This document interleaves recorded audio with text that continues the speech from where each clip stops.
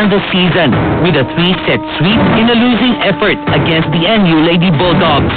Bagamat halos lahat baguhan ang players, hindi sila nagpasindak. Heartstrong, as their Thai coach Anusorn Bundit would remind them. Heartstrong, and they would later be rewarded. Sa makapigil hiningang final series, tinalo ng Ateneo Lady Eagles ang 4th-seeking DLSU Lady Spikers.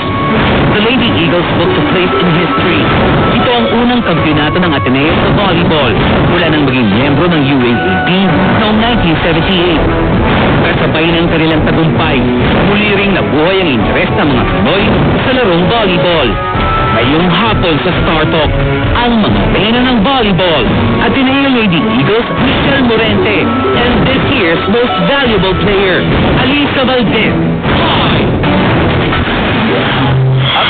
Sila. Lahat ka, asul na asul, congratulations for being the champion talaga. Okay.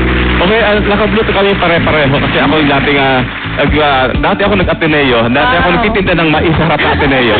Okay, anyway, kagagaling mo lang sa game, no? Yeah, sa Shakey's Feeling po.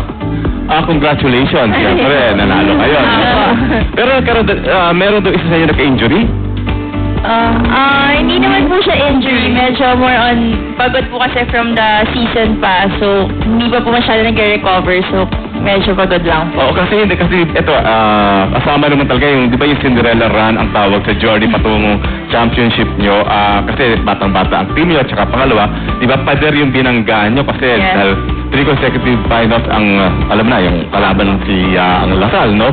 Pero anong naging susi sa pagkapanalo nyo? For me, naging susi talaga po yung mga rookies namin. And kasi willing sila to fight kahit rookies sila. And yung Heartstrong na ng coach Thai namin na nasa Thailand ngayon. So, hi Coach Thai, if ever may PFC. Pag-uusapan natin. So, ayun. Siguro yung mantra niya na unity, happy, and Heartstrong. And yung rookies namin na palaban talaga. Kasi kasi yung naglalaro ang Ateneo, lagi nagtitrend sa Twitter ang hashtag na Heartstrong. Ano ba ibig sabihin nito at kaninong idea ito? Kay Coach Thai, sinasabi niya huwag kami give up kahit na malayo pa yung score ng laban hanggang hindi po kumipita yung referee, laban pa rin kami. Oo nga, kasi nga, yung si Coach Thai, I mean, of course, Thai siya, no? Taga-Thailand. Hindi ba karoon ng language barrier? Paano kayo ginugroom or paano kayo sinasabi ito magiging laban nyo? Ito magiging style mo?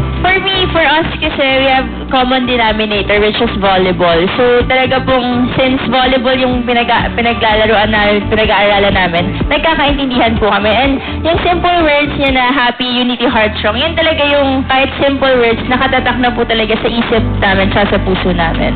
At syempre, MVP ka, no? Tapos, and then you're a full-time AB psychology student. Po. At member ka pa ng student council. Wala ka masyadong ginagawa, no? Parang tamad-tamad, di ba? Pero hindi. Anong ginagawa sa free time mo? Free time, usually with teammates for our friends going out, movie, ganun, pamparelax. Oo.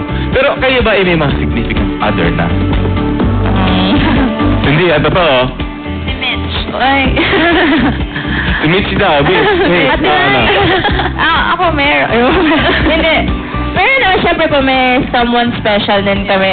Family namin, syempre. Ay, hindi lang hinahanap namin, pero ito ha.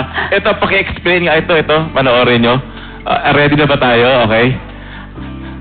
Alisa. Ako po? Oo. Nasaan na ang to? Ayan na.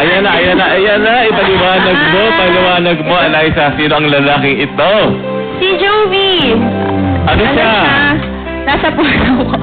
Pati family ko, nasa puso ko. Lahat po kayo andito, nasa puso ko. Mga supporters, nasa puso ko. Pero unang-una sa puso.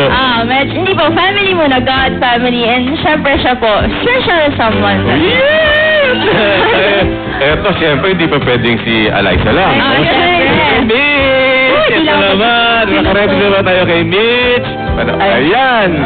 Sino naman yan? Okay. Wait.